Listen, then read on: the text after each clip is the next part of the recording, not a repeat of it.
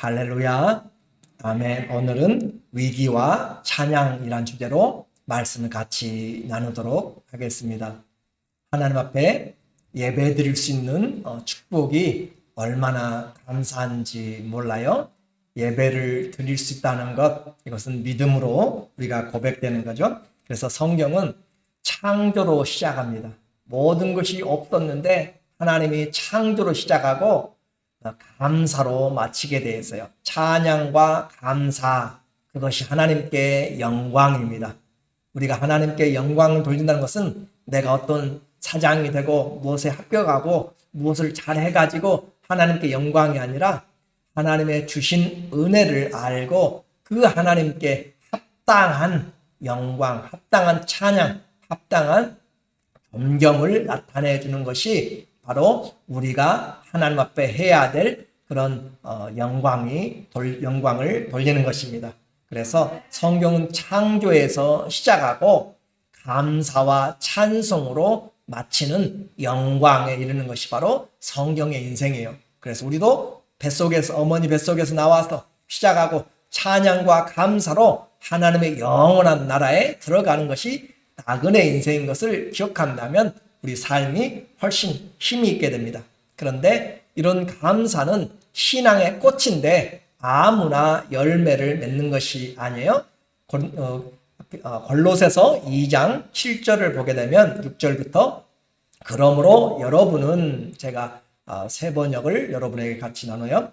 그러므로 여러분은 그리스도 예수님을 주님으로 받아들였으니 계속 그분 안에서 사십시오. 예수님을 주님으로 받아들였으면 예수님이 이제 내 인생의 주님이 되었다는 것, 주인이 되었다는 것이에요. 그래서 그분을 주님으로 받아들였으면 계속 그분 안에서 살아야 돼. 그분의 말씀 안에서, 그분의 공급하심 안에서, 그분의 교제 안에서. 왜냐하면 그 예수님 안에 하나님 아버지의 모든 신령한 것들이 다 있기 때문에 예수 그리스도를 가지면 모든 것을 가지게 됩니다. 그 예수님 안에서 계속 사십시오. 그분 안에 깊이 뿌리를 내리고, 예수님 안에서 뿌리를 내린다는 것은 믿음 안에서 그분에게서 나오는 것으로 사는 것이에요.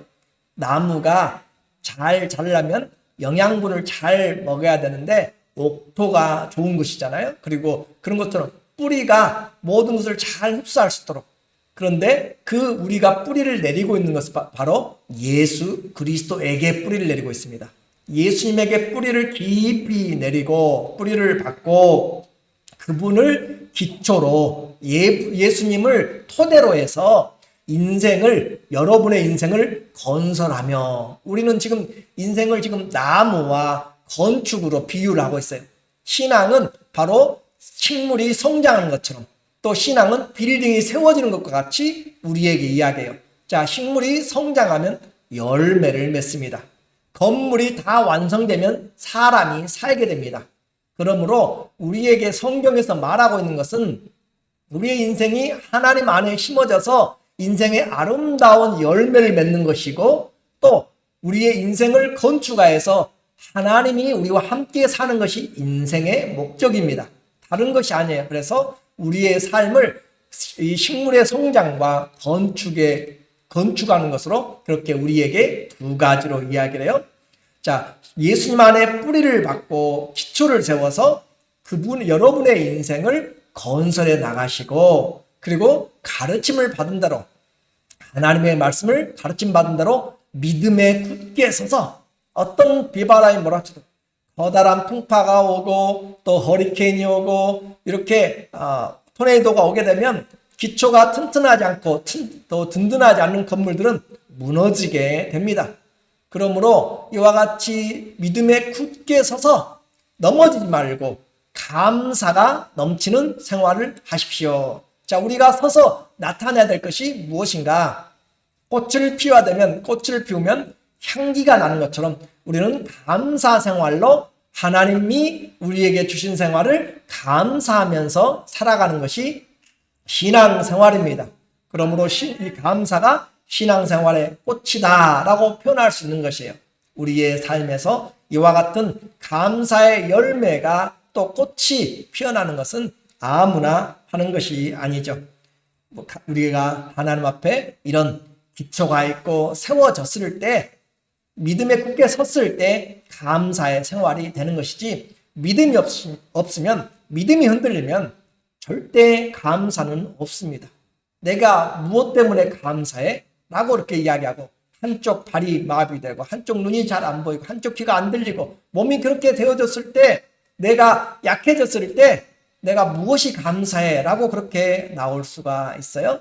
우리는 주신 것을 알지 못하기 때문에 그렇습니다. 하나님이 주셨고 하나님이 우리의 인생의 마지막까지 우리를 돌보십니다. 그러므로 감사는 신앙이 바로 세워졌을 때 나타나는 꽃입니다.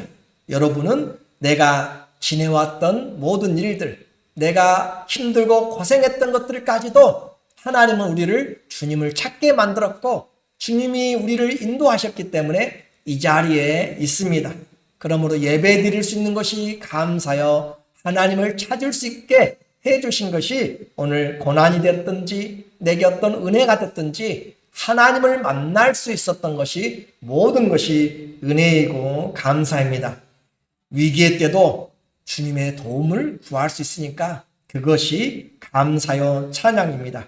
오늘 하나님 앞에 내 신앙이 어디에 뿌리를 내리고 있는가? 예수님에게 뿌리를 내리고 있으면 반드시 그 인생은 건축이 되고 그 인생은 자라가고 감사의 생활을 하게 됩니다. 여러분 인생 한번 체크해 보세요. 내가 예수님에게 뿌리를 내리고 예수님의 성품에서 나오는 것을 먹고 예수님의 성경의 말씀에서 나오는 것으로 성령의 은혜에서 내가 살아간다면 우리의 삶이 건축이 잘 되어지고 있습니다. 속도는 느릴지 몰라도 분명하게 하나님이 거하시고 성령이 거하시고 주님이 말씀하시는 성령의 전으로 만들어져 가고 이제 주님의 감사의 생활을 하게 되는 거죠. 오늘 우리 형편이 여러 어려운 사람들이 있어요. 오늘 아침에도 제가 기도하고 또 전화하면서 아파서 못 나오시는 분들, 또 매일 병원에 다니셔야 되는 분들, 또 호흡이 곤란하신 분들, 여러 사람들이 있습니다. 그런 환경 가운데 우리가 하나님 앞에 예배드림, 감사할 수 있는 것은 믿음의 뿌리가 있기 때문에 그래요. 예수님에게 뿌리를 내리고 있기 때문에 그럼에도 불구하고 감사할 수가 있습니다. 오늘 본문 이 57장 1절을 보게 되면 57장 1절을 보게 되면 우리에게 말합니다. 다윗의 믹담시라고 이렇게 이야기하고 있어요. 다윗이 쓴 시인데 믹담이라고 하는 것은 우리가 잘 모르는 단어잖아요. 이 믹담시라는 것은 그 표제, 이 제목은 어떤 환경에서 쓰여졌다라고 하는 표제를 가르칠 때도 있고 또 어떻게 찬양하라라고 하는 음악적인 지시어들이 나타나게 됩니다. 그런데 이 믹담이라고 하는 것은 무슨 뜻이냐면은 돌로 새기다, 철에 새기다, 도장을 찍다 그런 말이에요. 그러니까 자, 돌로 새기면 오래가요, 금방 없어져요? 오래가고, 철에 새기면 오래가요, 금방 없어져요? 오래가죠. 도장으로 새겨서 인을 찍으면 아무나 가져가지 못합니다. 그 말입니다. 믹담이라고 하는 것은 철에 새기다라는 뜻이에요. 도장을 찍다라고 하는 뜻이고 또 하나의 뜻은 뭐냐면 황금이라는 그런 의미도 있습니다. 그래서 오늘 이와 같은 것은 뭐냐면 기둥에 새겨진, 감옥에 가면 사람들이 그 아우슈비츠 그 수용소라든지 그곳에 가게 되면 그 사람들이 죽어가면서 독가스에 언제 죽을지 모르면서 그곳에 새겨놓은 글들이 있습니다. 어떤 사람은 자기의 이니셜을, 이름을 새겨놓고 어떤 사람은 거기에 샬롬을 새겨놓고 어떤 사람은 자기가 어떤 내용들을 새겨놔요. 그렇게 새겨놓은 흔적들이 남아있는 것입니다. 그것이 바로 믹담인데 다윗이 바로 이와 같이 인생에 힘들고 어려운 그런 도피 생활하면서 쫓겨가는 상황에서 광야에서 굴 속에 머무르면서 그곳에 새겨놓았다라고 하는 것이에요. 그러니까 도망다니면서 이 바위 위에 글을 새긴다라고 하는 것은 자기 운명에 대한 것을 생각하는 것이고 정말로 힘들고 어려워서 내가 죽을지 몰라도 이것은 남기고 싶다라고 하는 그런 심정이에요. 노래하고 찬양할 그런 환경이 아니다라고 하는 것이에요. 그런데 그런 노래할 상황이 아닌데도 불구하고 우리에게 이것이 다윗이 새겨놓은 것, 그런데 황금같이 중요하다라고 하는 의미가 바로 믹담이라는 것입니다. 그러므로 오늘 그런 새겨놓은 글을 통하여서 인도자를 따라 알다셋에 맞춘 노래, 이 알다셋이라는 것은 원의 뜻은 멸하지 마소서, don't destroy죠. 우리를 파괴시키지 말라라고 하는 것이에요. 그래서 사울의 그 생명을 쫓는 데서 우리를 파괴시키지 말라는 것인지, 아니면 하나님이 내 인생을 이대로 접어버리지 말라고 하는 것인지 알 수 없지만 멸하지 마소서라고 하는 뜻이 이 알다셋이에요. 그러니까 내 인생에 힘들고 어려운 환경에서 새겨가면서 하나님 내 인생을 멸하지 마소서라고 그렇게 간절히 기도하고 있는 상황이에요. 그리고 또 부제로 달하는데, 다윗이 사울을 피하여 굴에 있을 때 이것을 새겨 놓았다라고 하는 뜻입니다. 그러니까 이 시는 결코 편안한 그런 감사의 노래가 나올 만한 환경이 아니에요. 힘들고 어려운 환경 중에서 도피 생활에서 기록한 것입니다. 절박한 위기, 여기서 위기는 그냥 위기가 아니라 재앙의 수준을 이야기하는 단어입니다. 그러므로 이 커다란 재앙 가운데서 어떻게 하나님을 찬양할 수 있는가, 그것이 오늘 우리가 인생에 무엇에 뿌리를 내리고 있는가, 어디에 뿌리를 내리고 있는가가 중요하다라고 하는 것이에요. 여러분의 인생의 뿌리, 예수 그리스도 안에서 깊이 뿌리를 박으시기 바랍니다. 그 위기를 만난 다윗의 인생의 기도를 우리가 살펴보게 됩니다. 1절 이제 하나님이여, 히브리어 성경에는 이 표제부터까지가 1절이에요. 표제부터 1절이에요. 그래서 하나님이여 내게 무엇을 달라고 기도하나요? 은혜를 주세요. 우리 한글 성경에는, 개역 한글에는 긍휼을 주세요라고 기도했어요. 하나님이여 내게 은혜를 베푸세요. 내게 은혜를 베푸세요. 하나님 내게 긍휼을 주세요. 내게 긍휼을 베풀어 주세요. Mercy, have mercy on me. 그렇게 이야기하는 거잖아요. 그래서 내 영혼이 주께로 피하되 주의 날개 그늘 아래에서 이 재앙들이 지나기까지 피하리이다. 이 재앙이 지나기까지 내가 주의 날개 아래 내가 머물기를 원합니다. 피하기를 원합니다. 주님에게 뿌리를 내리지 않으면 주님의 날개와는 상관이 없습니다. 주님에게 뿌리를 내린 자, 그 그늘에 거할 수가 있는 것이에요. 이처럼 인생에서 특별히 재앙의 날에 이 사람이 지금 긍휼을 구하고 은혜를 구합니다. 우리들 지체들 중에서도 정말 힘들고 어려운 삶에 무엇이 감사한가 라고 하는 그런 이야기들이 나올 수 있는 사람들이 있습니다. 나만 볼 때는 더욱 그렇게 은혜인 줄 모르는데, 정말 이 아무것도 아닌 호흡하는 것, 깊이 숨을 쉬고 내쉬고 하는 아무것도 아닌 것 같은데 그 호흡이 힘들어서 산소 호흡기를 꽂아야만 되는 그런 사람들을 보게 될 때 아무것도 아닌 그런 것들이 내게 얼마나 은혜였다는 것을 알게 되는 것이에요. 평범한 모든 것들 다 하나도 내 힘으로 된 것이 아닙니다. 주님이 허락하여 주신 것이고 은혜들입니다. 그래서 우리가 온라인으로 요즘 새벽 기도를 하면서 거기에 몇 분들이 이렇게 이름들을 올리세요. 그러면 저는 올리던 사람들이 안 올리게 되면은 제가 걱정이 돼요. 왜냐하면 그분들이 안부가 어떤가라고 해서 제가 반드시 연락을 드립니다. 아무것도 아닌 것 같은데 내 몸이 안 좋을 때 참여할 수가 없는 것이에요. 오늘 예배도 마찬가지입니다. 여러분이 정상적이라면 나올 수 있는 사람들이 많이 있어요. 그런데 정상적이 아니니까 못 나오신 분들이 있어요. 그것은 바로 우리에게 주어진 일상이 저녁에 잠자고 아침에 일어나는 것이 그냥 젊을 때는 자동으로 되는 것 같고 귀찮아지만은, 그러나 나중에 눈을 감고 아침에 눈을 뜬다는 것이 내 힘과 능력으로가 아니라는 것을 깨닫게 되는 것이에요. 그것이 하나님이 우리에게 주신 모든 것들을 생각해 보아야 됩니다. 아침에 출근할 수 있는 것, 아침에 식사를 대할 수 있는 것, 무엇을 먹든지 간에 그 대할 수 있는 그 환경이 감사인 것을 잊지 말아야 됩니다.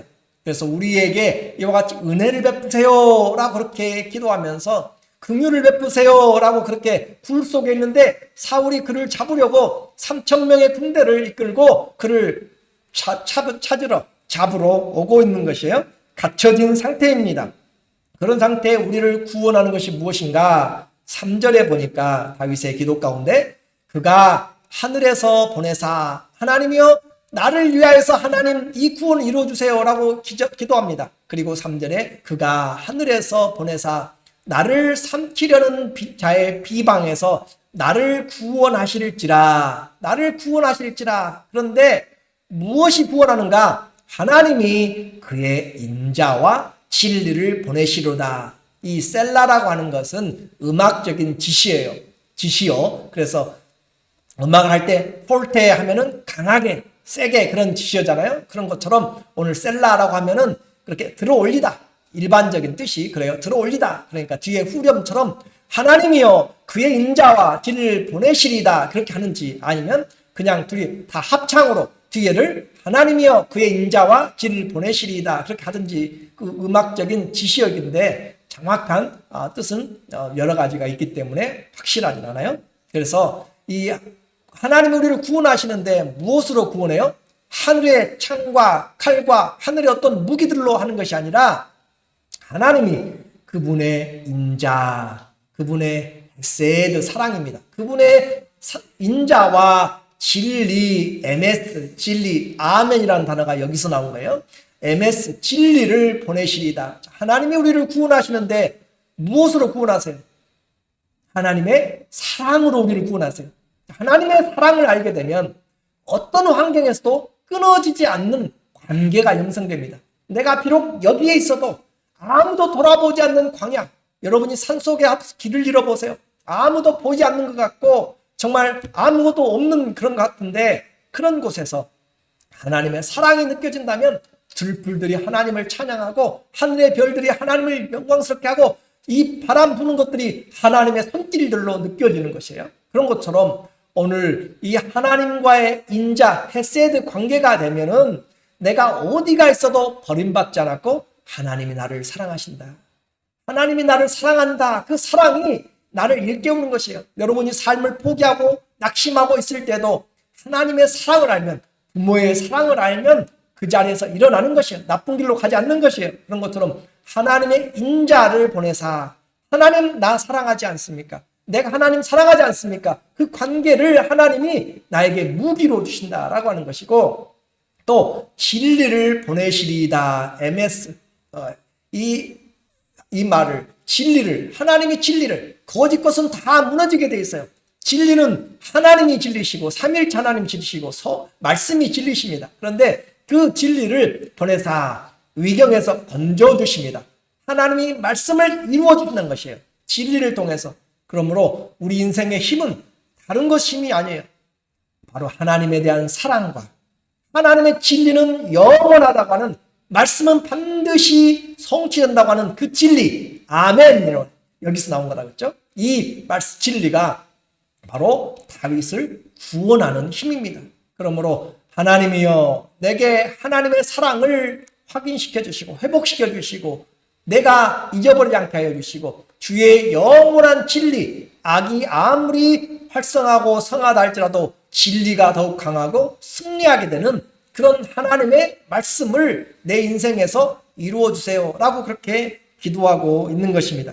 성도의 무기는 다른 돈과 권력과 어떤 것이 아니라 하나님의 사랑과 진리가 우리의 능력이고 무기가 되어야 됩니다. 하나님의 사랑, 그것을 잊어버리면 우리는 언제든지 의심에 빠지게 돼 있어요. 언제든지 의심에 빠지지만 하나님의 사랑을 확신한다면 그 어떤 환경 가운데서 일어설 수 있습니다. 이제 사울이 다윗을 잡으려고 유대 광야 산지를 포위하고 도안에 든 쥐처럼 지금 코너로 몰아넣고 또 토끼몰이를 하듯이 둘러싸가지고 지금 가운데로 몰고 있는 상황이에요.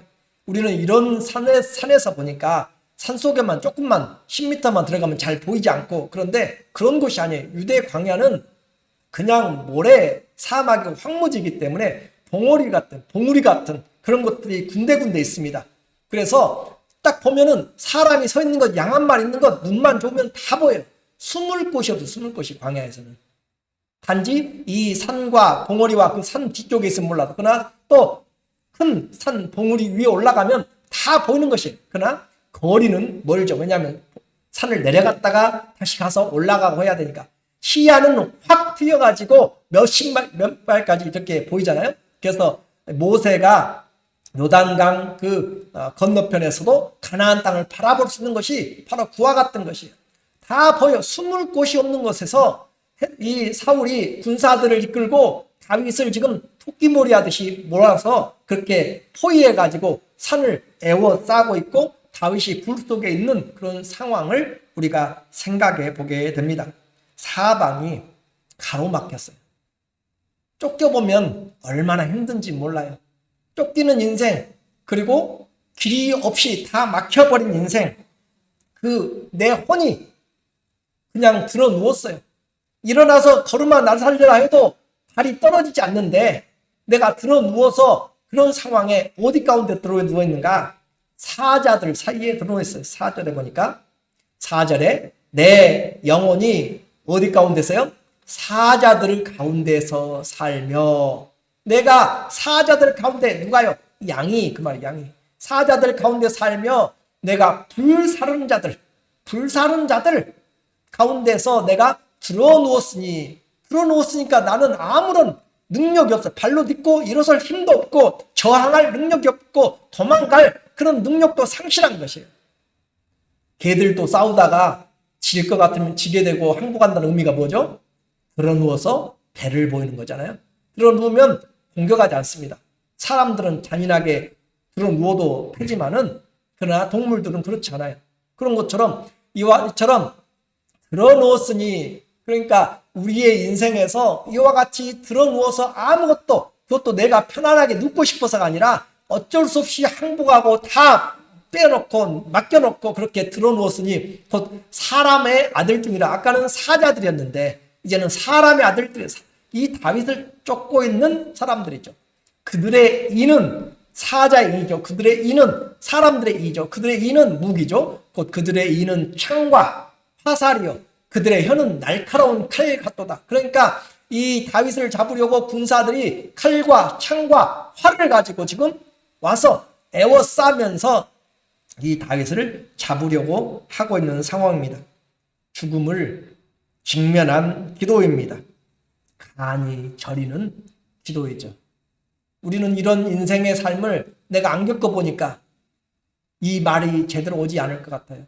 그러나 감사는 모든 환경이 되어진다고 되는 것이 아니라 어디에 뿌리를 내리고 있느냐, 그것이 중요하다고 이야기를 했습니다. 인생을 살면 살수록 위기가 더 많은 것 같아요. 편안한 것보다 더 많은 위기들. 이제는 인생의 중년을 살아가다 보면은 안 아픈 곳이 없잖아요. 여러분들에게 제가 설문조사 안 해도 그냥 다 이것저것 다 아프시잖아요. 건강한 것이 이상하게 느껴질 정도가 됐잖아요. 그런 것처럼 내 힘으로 안 되기 때문입니다. 나 자신도 어떻게 잘 주체할 수가 없는 그런 약함을 볼 때, 특별히 커다란 재앙이라고 했잖아요. 이런 재앙 앞에서 들어 누워 있어야만 될 정도로 되어버린 그런 약한 자인데, 그런데 사자 가운데 있는 두려움인데도 불구하고 우리는 두려워하지 않습니다. 하나님이 우리의 피난처가 되시면 우리는 두려워하지 않는다라고 지난주에도 말씀하셨어요. 하나님이 우리에게 피난처가 되시면 하나님이 우리에게 환난 날에 만날 큰 힘이 되시기 때문에 우리는 두려워하지 않고 오히려 담대하다. 하나님이 우리에게 창조라고 했어요. 그 창조하신 주님은 우리를 잊어버리지 않습니다. 끝까지 책임지십니다. 그래서 이 재앙 가운데서 하나님이 살펴보고 계신다. 마태복음 10장에 보면은 참새 2마리가 한 아사리온에 팔리지 않느냐라고 이야기합니다. 참새 2마리가 한 아사리온, 이 하루 우리를 품삯을 일당이라고 이야기해요. 그 일당을 드라크마라고 이야기를 하고 있고, 그 드라크마의 16분의 1이 한 아사리온입니다. 그러니까 하루 일당의 16분의 1이 한 아사리온인데 그 한 아사리온에 참새가 2마리가 지금 팔려요. 그런데 누가복음에 보면 누가복음 12장에 보면은 두 아사리온에 5마리가 팔려요. 자, 한 아사리온에 이렇게 생각할 때요. 원페니에 2마리가 팔리는데 참새가 2페니 하니까 4마리가 팔려야 되는데 5마리가 팔려요. 한 마리는 뭐죠? 덤. 그러면 덤이면 가격이 치워지지 않는 거예요. 그냥 하나 더 주는 거예요. 가치가 그만큼 없다는 것이에요. 그런데 그 말씀이에요. 참새 2마리가 한 아사리온에 팔리지 않느냐? 또 2아사리온이면 5마리를 덤으로, 한 마리를 덤으로 주는데, 그러나 너희 아버지께서 허락하지 아니하시면 그 참새 한 마리라도 땅에 떨어지지 아니하리라. 하나님이 허락하지 않는 것, 하나님의 손 안에서 벗어나는 것은 이 땅에 아무것도 없습니다. 그러므로 하나님이 손잡고 있고 하나님이 운영하신다, 주관자시다. 그러면서 하신 말씀이 너희에게는 뭐까지 세었어요? 머리털까지 다 세신 바 되었나니. 자, 하나님이 여러분의 머리털을 세셨다고 합니다. 자, 여러분 머리털 세신 분 계세요? 혹시 눈이 좋아가지고 인내가 좋아가지고 세신 분.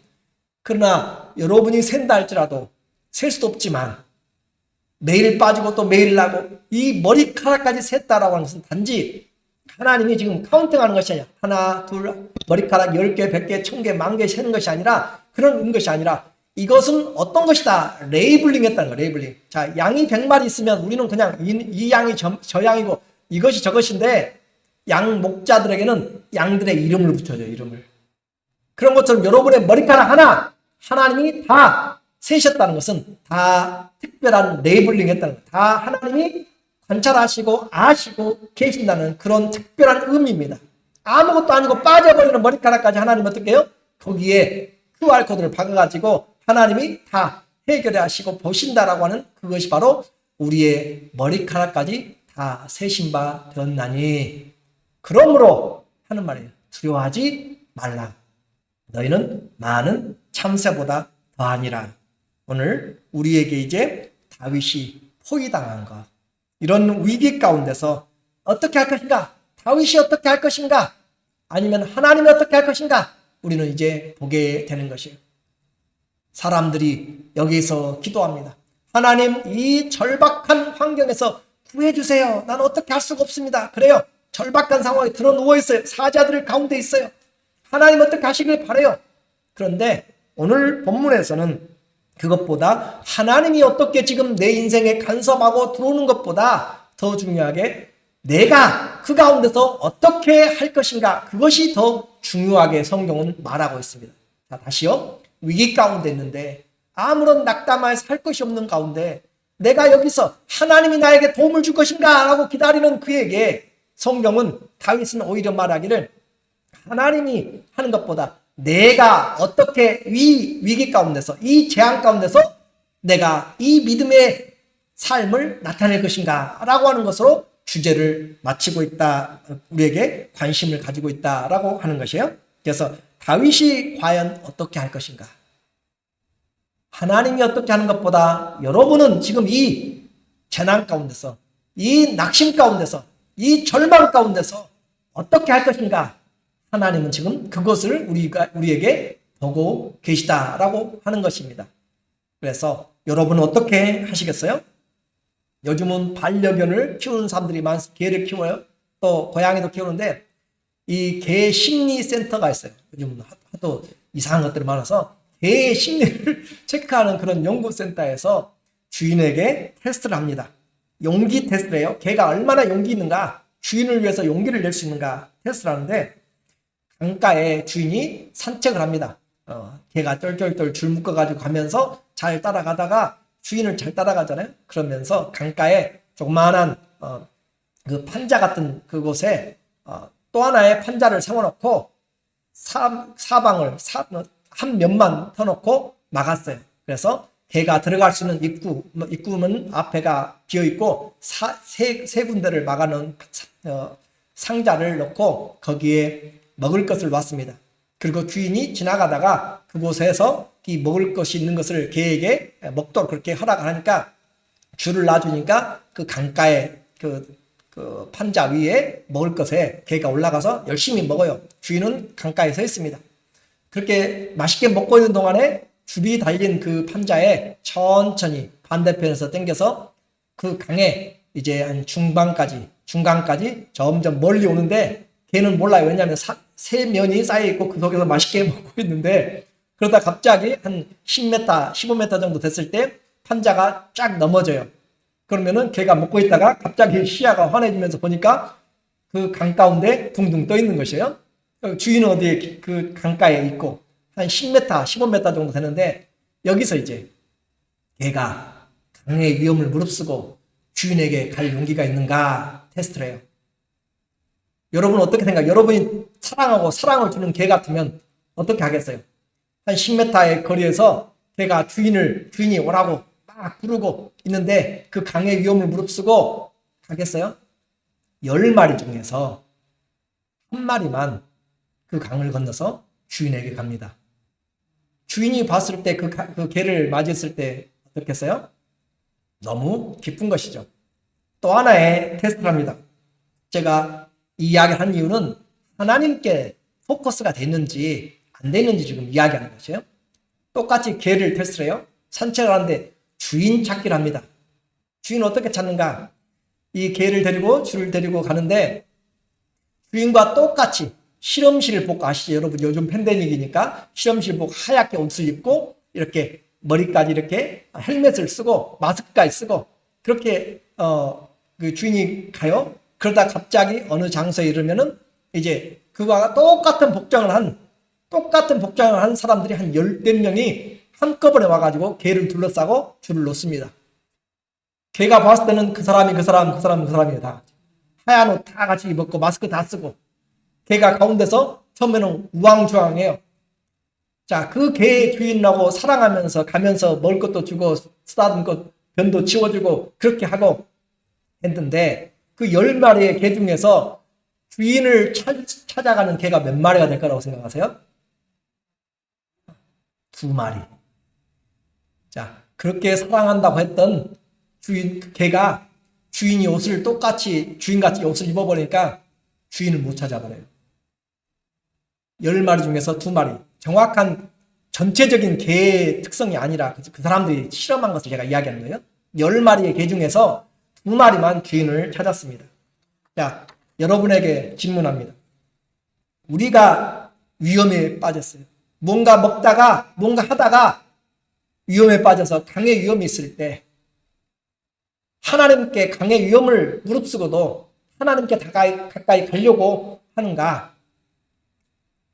반대로 또 하나로 주인과 같이 가다가 우리를 현혹하는 많은 세상의 우상들 그런 가운데서 주인을 올바로 내가 찾아갈 수 있는가?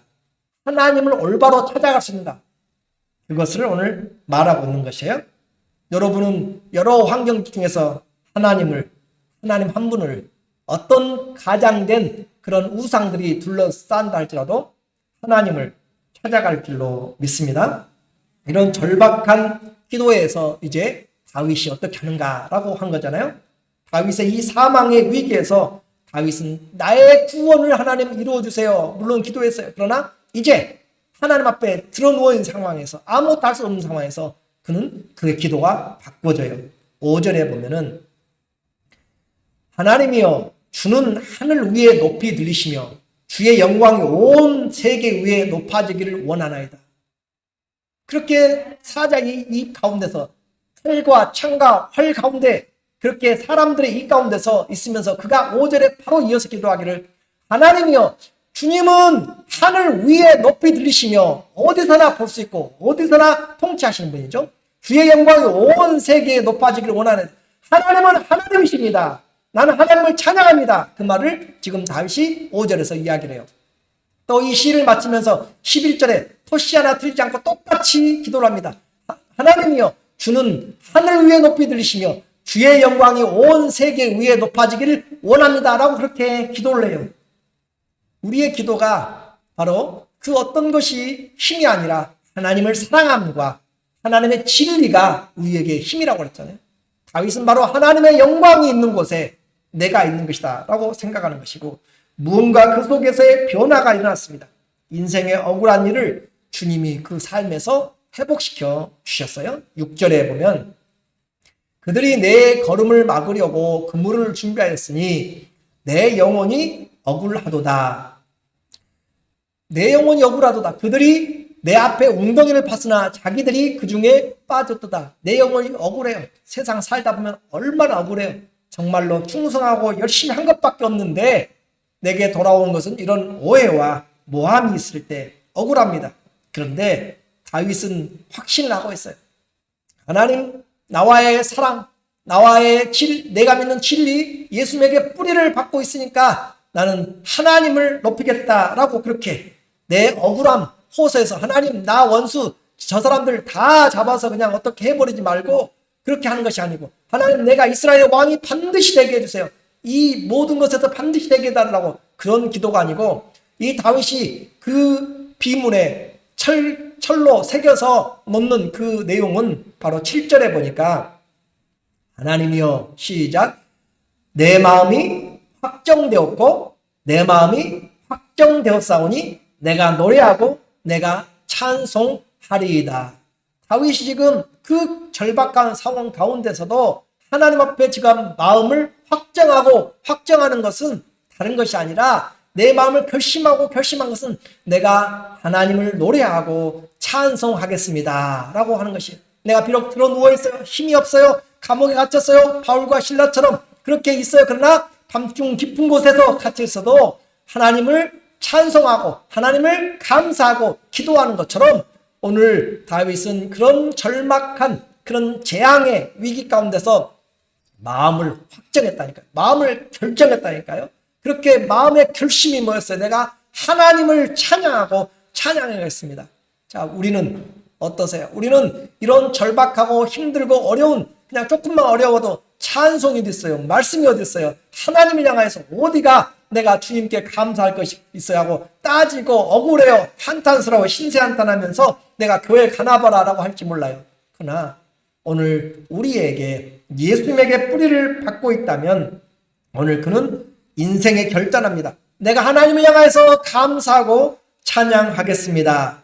오히려 하나님을 찬양하되 그냥 말로만 찬양하는 것이 아니라 하나님을 향해서 내가 있는 모든 것으로 하나님을 찬양합니다. 8절에 오늘 이야기라고 했어요. 8절에 내 영광아 깰지어다, 비파야 수금아 깰지어다, 내가 새벽을 깨우르다. 자, 나 혼자 그냥 찬양한 것이 아니라 내가 가진 내 모든 것, 내 영광은 내 혼이 깨어나는 것이에요. 내게 향하신 하나님의 영광입니다. 내 정신 차리자, 내 혼아 깨어라, 내 영아 깨어라. 또 내가 가지고 지금 기타를 칠 수 없고 내가 이거 도망다니면서 피리를 불 수가 없어요. 탬버린을 할 수가 없어요. 그러나 내 속에서는 지금 비판을 울리고 있고, 내 속에서는 지금 탬버린을 치고 있고 나팔을 불고 있고 꽹과를 치고 있으면서 하나님을 향하여 내 영혼아 깨어라, 내가 있는 모든 것들을 동원해서 하나님을 찬양한다. 내가 새벽을 깨우리로다. 하나님 앞에 이 새벽, 들어누워 있고 힘들고 어려워도 내가, 자연적인 새벽은 그냥 있으면 와요. 여러분이 주무시고 저녁이 되고 아침이 되면 새벽이 와요. 그런데 내 영혼의 새벽은 내가 깨우지 않으면 안 돼요. 내 영광은 내가 깨우지 않으면 하나님 찬양하지 않습니다. 그냥 환경에 빠지게 돼 있어요. 내 영혼을 깨워야 돼요. 새벽은 내가 이 새벽부터 하나님을 향해서 나가기로, 하나님 기다릴 수가 없어요. 내 인생에서 하나님을 향해서 새벽의 문이 열리기를 원합니다 라고 그렇게 신앙의 결단을 하는 것입니다. 내 마음의 고백, 심령은 무엇으로 바꿀 수가 없고 내 인격 삶을 통해서 주님을 향해서 고백합니다. 내가 깨우지 않으면 내 영혼은 영적인 어둠입니다. 하나님, 나를 깨워주세요. 내가 하나님을 종일 찬양하겠습니다. 시편 119편 164절에도 은혜 받은 자는 이렇게 찬양해요.